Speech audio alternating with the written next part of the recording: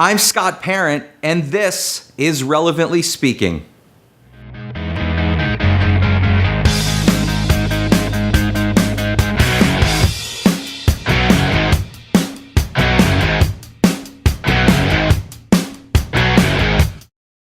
Hey everybody, welcome to this week's edition of Relevantly Speaking.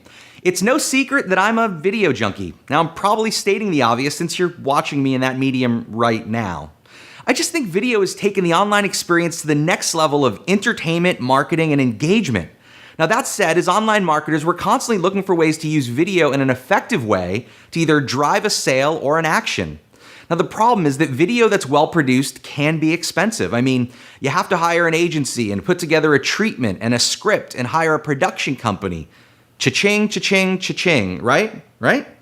What if you could crowdsource a video ad? I talked to Neil Perry of a company called XLNTads who's doing just that. Take a look. Tell us a little bit about XLNTads. Sure, XLNTads is a video production company, but we do videos in a rather unique way. We crowdsource them. So we take an assignment in from a major brand like Anheuser-Busch, we issue a creative brief on their behalf, and then I have 15,000 creators all around the United States who take a look at the assignment, and then a portion of them decide to take a stab at it. They want to create an ad for Bud Light. So out of that, maybe 500 people take a register for the program, and they'll go out and we give them 30 days to produce an ad based on that creative brief. We even give them some of the assets to work with, things like logos and pictures of a beer bottle, pictures of a case of beer, which is my favorite. They go out, they produce the ad, it's all on spec. We get probably somewhere in the vicinity of 200 videos submitted. Of those 200, on average, we get somewhere between 10 or 15% they're what I would call broadcast ready. You could take those ads and put them right on network TV and not worry about them. Then the brand sits back, looks at 20 ads, decides which ones they want to buy, and then the creator gets paid for the work that's selected.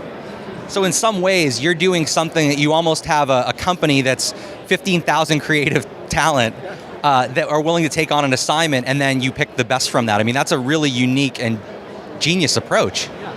What also makes it unique too, it's an opportunity for these creators around the country to break into the big time, because their work is getting seen by companies like Anheuser-Busch or Nestle or Procter & Gamble or Unilever, and also their agencies for those major brands are also looking at the work.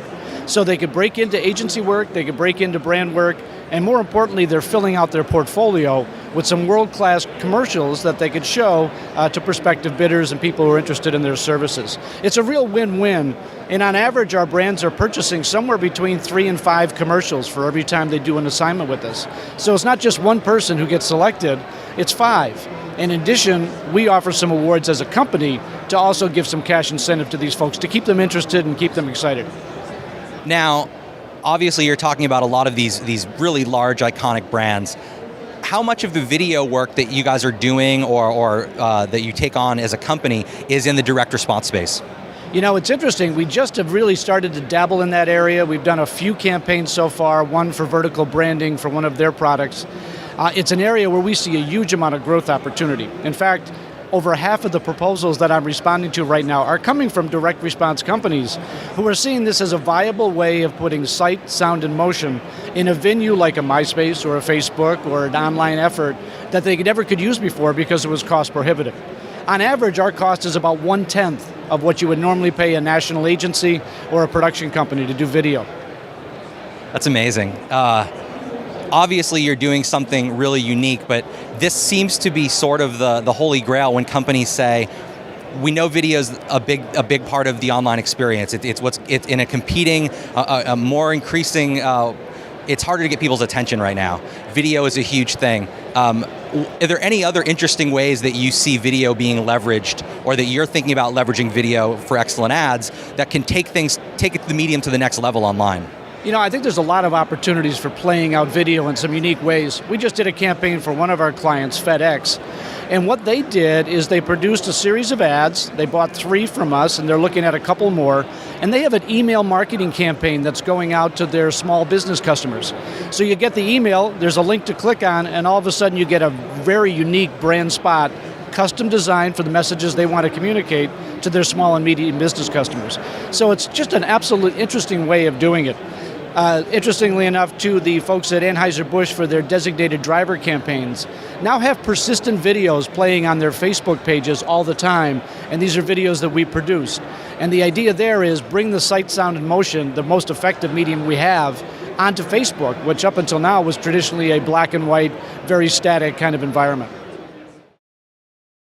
Now, I should probably keep a lid on this crowdsourcing thing, or I could find myself out of a gig here. That's our show for this week. My name is Scott. Thank you for watching.